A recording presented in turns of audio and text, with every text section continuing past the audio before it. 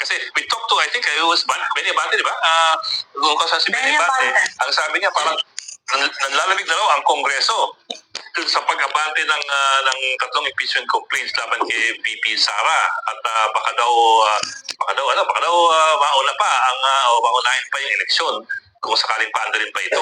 Ano po inyong tingin doon? Oh, what a beautiful day with the ones I love. I'll always stay living my best life, come what may. Together we shine in every way. Ang sinasabi ko nga po ay at this point, meron pong tatlong possibilities lang dyan po sa impeachment na yan. Una, ibabasura siya. Pangalawa, kung itutulak siya ngayong Kongreso, ngayong set ng Senado ang maglilitis sa kanya, or palalagpasin hanggang sa susunod na Kongreso, meaning yung mga bagong senador ang lilitis. So yan po ang tatlong posibilidad. At this point in time, yung mga outsiders can only speculate kung ano ba yung nangyayari sa laban. Pero ang iisipin po natin ay meron po mga internal communications yan na hindi natin necessarily makikita dito from the outside. So kailangan mo lang talaga dito it's a wait and see at this point.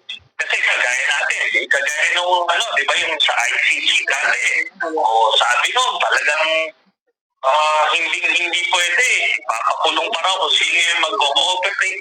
Talagang mahigpit yung mga pananalita nun. Pero kinalamunan, di ba, bukas sa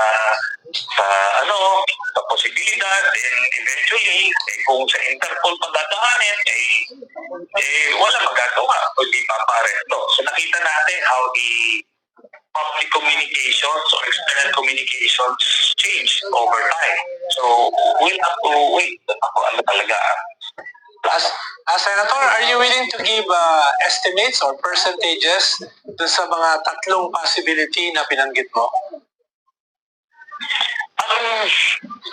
At this point in time, lang ito dun sa ating pag-aanalisa, baka hindi malabo na yung pagbasura. Kasi talagang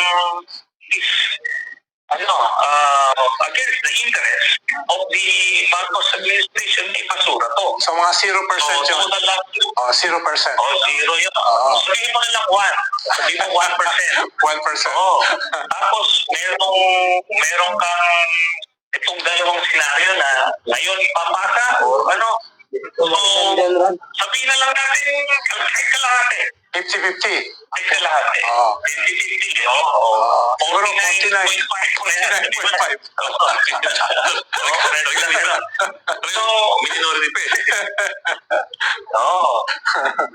Ang kasi naman natin dito is yung, parang it's against the interest kasi.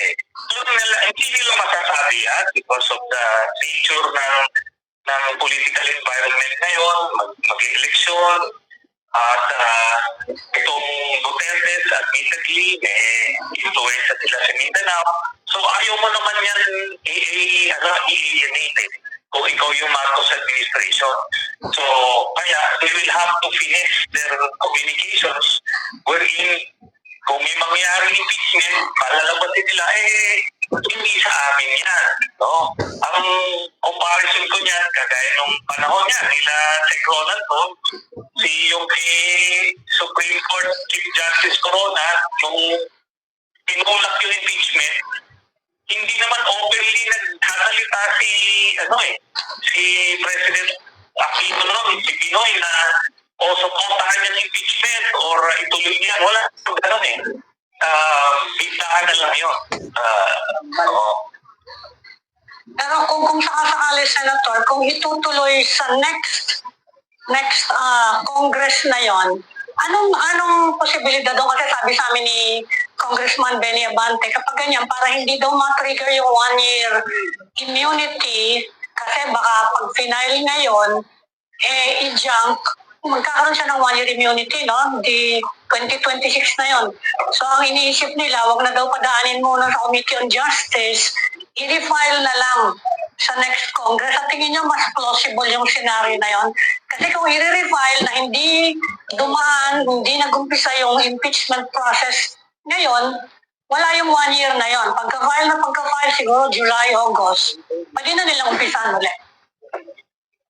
Ang sinasabi ko po kanina na i-transmit sa Senado after the elections, pero before Yes. the end of this Congress. So ngayon, magtutuloy-tuloy yung paglilitis dun sa susunod na set ng mga senador. So hindi mo na ho kailangan i-reset. Hindi na mo na kailangan mag-antay ng 1 year.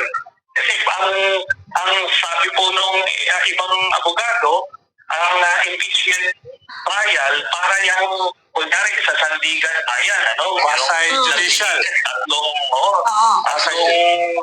West. Pagka nag-retire yung isa, hindi naman ibig sabihin nun uulit ng presentation of evidence for the benefit of the new justice. Hindi ho. So kahit na may 12 senators, sila tapos yung termino ng 12, kapalit yung 12, tuloy pa rin ho yun. At kung regardless kung anong stage na ng impeachment trial. At maliwanag naman yun sa Constitution. Wala akong nakalagay doon na sinasabi pagka natapos yung Congress, no, yung kunyari 19th Congress ngayon, magbaba ko zero yung impeachment. Wala akong ganun. Very clear sa provisions ng impeachment trial na continue siya. It's Established siya na. Established siya, Senator, it's a quasi-judicial function. Yes. So hindi siya, Yes. baliwala yung pagpapalit ng mga member ng chamber na nagtatry. Parang, Kasi, parang Senator, yung sinasabi nyo, yung proseso sa Senado na pag-file ng bill, na pag hindi na-aprobahan dun sa termino ng mga senador, hindi na siya pwedeng ulitin. Kailangan mag-refile ulit. Paano? Legislative bill yun. Pero dito sa impeachment, ang sinasabi nyo, quasi-judicial court yan. So hindi pwede magpatuloy yung kaso na na-file kahit may mga bago ng mga senador. No, yun ang sinasabi nyo distinction between the Senate as a legislative institution at saka yung Senate as a quasi-judicial court na nag-hear ng kaso ng impeachment. Opo. Ganun po mismo yung how the Constitution treated itong impeachment trial. Hindi po siya nakakabit sa legislation. Sir, Sen, have you been in any discussion with or any talk with the members of the House leadership, and are they partial to this to this scenario, yung the possibility of having the impeachment go through after the elections na? Ano po, no? Ito naman base lang sa ating analysis at sa mga halip-halip na information. kasi meron konting debate dyan sa scenario na yan.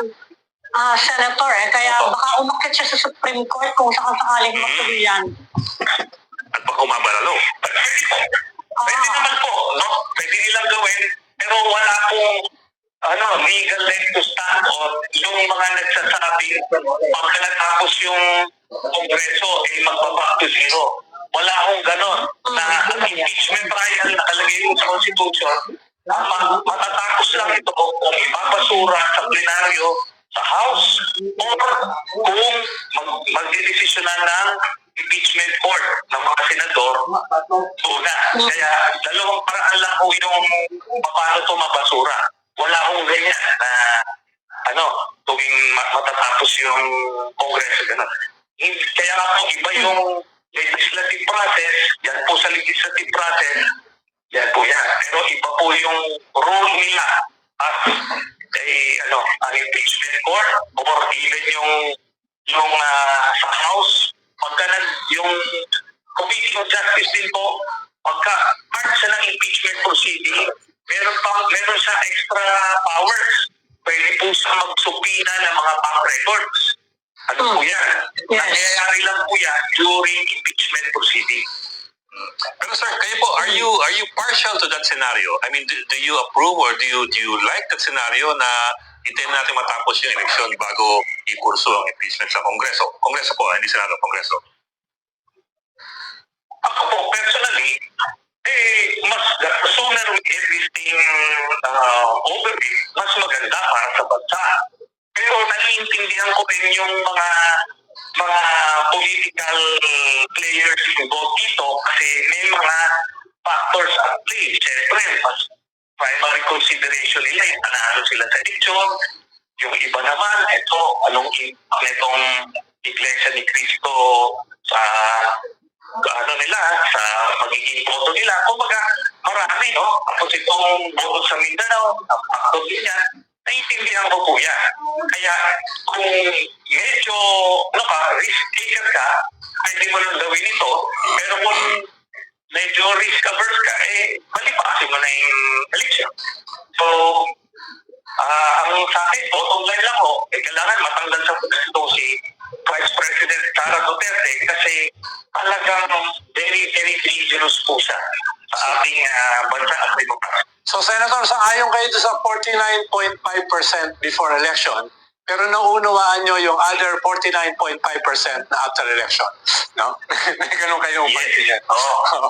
On a different Kasi note, may mathematical considerations po yun mas marami silang nakukuhang boto po acquittal kung before elections. Pero kung sa July, mas kukunti na lang yung for acquittal. That's the calculation, but yun po. on a different Senator, note, wala ba kayong concern kung sinong papalit kay Vice President kung sakaling matanggal siya? Wala ba kayong agam-agam kung sino yung mapipili ni President Marcos na kapalit? Meron po tayong mga naririnig, no? Pero ano po yan that's going to be the next, that's a good problem to have for President Marcos. Pero first things first, kailangan muna nilang secure yung 16 conviction votes. on a different note, Senator, nabanggit nyo kanina yung Iglesia ni Cristo. Tingin nyo ba yung naging rally ng Iglesia ni Cristo ay very significant, very compelling para maapektuhan itong for or against impeachment? Ang nakikita ko dito, historically, yung panahon ni Pinoy, nangampanya rigorously itong Iglesia ni Cristo against the impeachment of Chief Justice Corona. Pero, the president went ahead just the same. No? Yeah. Pero ito ngayon kasi ibang usapan, Vice President ito, tapos may election period, understandably, meron mga congressman na may mga kalaban na nakikita nila critical yung boto ng Iglesia ni Cristo. Pero sabi ko nga, it is part of the democratic space. Remember, nung panahon ni President Aquino noon, meron yung Catholic Church naman noon, nag-flex doon, yung against lang reproductive health bill. Tapos nag-con sila yung team patay, team buhay. So, nag-flex sila. This is the way of different sectors to influence public policy. So part yan ng buong policy environment. So yung mga stakeholders nag-reflect. Ngayon yung presidente and the house leaders, titignan nila kung ano ba generally. Now what's going for the pro-impeachment lobby is yung survey na mas malaki o mas marami yung pro-impeachment. So while yung iba na-impress dito sa show of force, pero teka, yung ano ba yung sentimiento nationally? Mas marami yung pabor sa impeachment. Yun po ang mas maimbang po. Senator, cambio lang akong konti. May balita po ba kayo sa ICC? Ano na yung latest? We were expecting arrest warrants late last year until late last year Pero medyo nagbumagal yata yung proseso. Ano po yung nangyayari kung may balita kayo? Ano naman po, no? Base po sa nahagip natin na impormasyon, ay wala naman pong nagiging delay. Talagang ano lang yung judicious lang yung kanilang proseso. Kaya ano to, pero when it comes, and I don't think medyo matagal na yung antay natin, ano yan, it would be a game changer dito. Lalo na kung mangyari lahat yan before the elections, pati sa Davao, maging game changer yan. Mawala sa kanila yung Davao, wala na yung mga lugar. And it will also weaken the whole Duterte